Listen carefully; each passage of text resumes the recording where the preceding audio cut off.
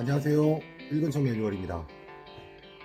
오늘 세 번째 시간에는 왜 미국 주식 투자인가에 대해서 얘기해 보려고 합니다. 우리는 대한민국에 태어나서 대한민국 투자만 하는 것을 당연하게 생각해 왔습니다. 그게 부동산이든 주식이든 채권이든 어떤 부분에서든지 말이죠. 하지만 오늘 영상을 보시면 그 생각이 조금 달라지실 겁니다. 영상을 끝까지 봐주세요. 왜 미국 주식 투자인가? 첫 번째, 한국이 전 세계 주식 시장에서 차지하는 비중은 2024년 기준 1.3% 정도입니다. 매우 낮죠. 비중이 가장 높은 미국의 경우 60에서 65%가량의 비중을 차지합니다. 너무나 당연하게도 우리가 금융자산에서 주식을 가져간다면 그 대부분의 비중은 미국 주식이어야 한다는 겁니다. 전 세계 국가별 포트폴리오를 짠다고 하더라도 말이죠. 두 번째, 한국 주식시장은 분산 효과가 떨어집니다.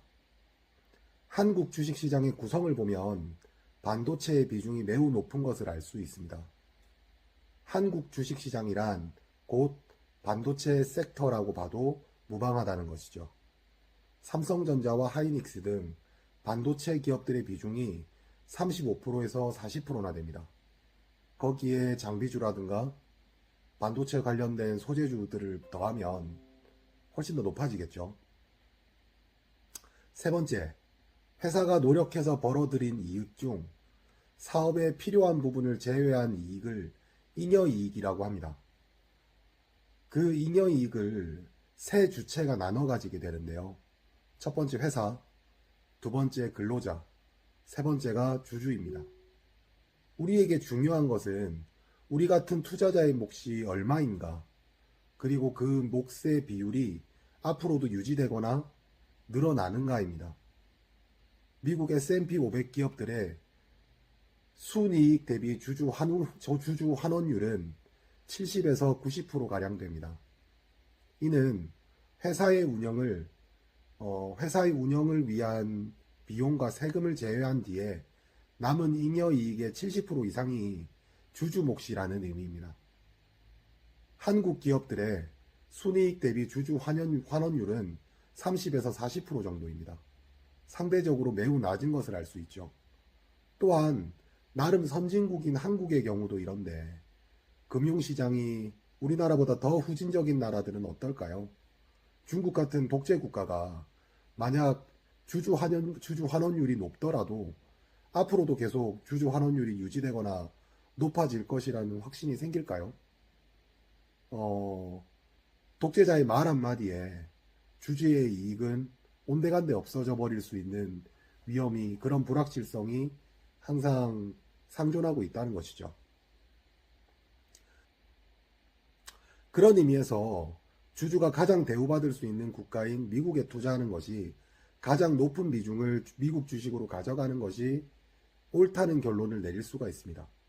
네 번째, 우리가 S&P 500에 투자한다는 것은 미국에 투자한다는 것이고, 나스닥에 투자한다는 것은 미국의 기술에 투자한다는 것입니다. 미국은 현재 가장 강력한 국가이고 전 세계 시스템을 통제하고 있는 국가입니다. 물론 앞으로 미국이 계속 패권을 가지고 있을지는 알 수 없지만 미국의 반대에 베팅할 만한 스스로의 논리를 가지고 계신가요? 반에서 1등 하던 친구가 계속 1등할 가능성이 높을까요? 아니면 1등을 하지 못하던 친구가 갑자기 1등을 할 가능성이 높을까요? 심지어 중간 이하 혹은 중간 정도 하던 친구가 1등을 할 가능성은 더 낮아지지 않을까요? 좀 더 확률 높은 선택을 해나가는 것이 현명할 거라고 생각합니다. 미국인의 중위 연령이 현재 38.9세입니다. 독일이 45세, 한국이 45세, 일본은 49.8세로 상대적으로 미국은 젊은 국가이죠. 최근에 고령화 얘기가 되게 많이 나오는데 상대적으로 미국은 이민 등을 받아들이면서 젊은 국가로서의 모습을 유지하고 있습니다. 심지어 중국도 39.8세로 더 늙었고 빠른 고령화가 진행되고 있습니다. 미국이 이렇게 젊게 유지되는 것은 아까 말씀드린 대로 역시 적극적인 이민이죠.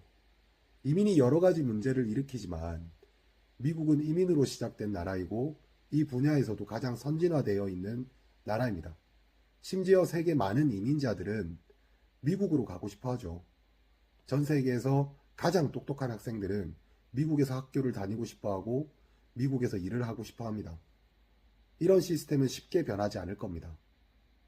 미국의 재미있는 면을 보여주는 일화가 있는데 존 도어 디너라는 일이 있었습니다. 존 도어라는 벤처 캐피탈리스트가 저녁 식사 모임을 가졌는데 그 자리에 당시 오바마 미국 대통령과 스티브 잡스, 마크 주커버그 같은 기라성 같은 인물들이 모였다는 것이죠. 벤처 캐피탈이 미국에서 얼마나 힘을 가지고 있나 하는 생각도 할 수 있지만 의미 있는 사람이 의미 있는 주제로 자리를 마련하고 대화를 요구하면 대통령이고 기업의 총수이고 모이는 문화라는 것입니다. 물론 이런 논리는 나이브할 수 있습니다. 지금까지 미국이라는 국가가 강했고 미국 주식시장의 수익률이 좋았다고 해서 앞으로도 계속 좋을 것이라는 논리는 솔직히 좀 부족하죠. 하지만 자신의 베타